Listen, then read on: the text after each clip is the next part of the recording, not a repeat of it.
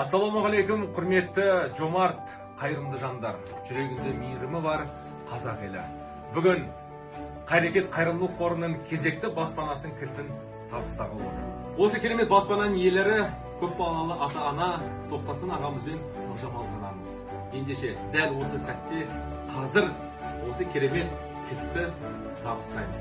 Қуанышты сәтті бірге тамашалайық. Ал құтты болсын! Қайрекет қайырымдылық қорының кезекті баспанасының кілті сіздерге табысталады!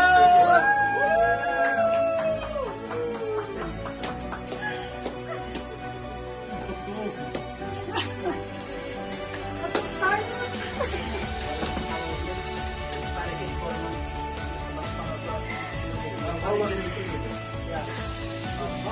Allah ne diyeyim?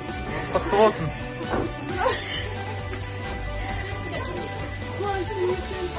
Өзім тоқтата алмай тұрмын. Бірінші Алланың арқасы.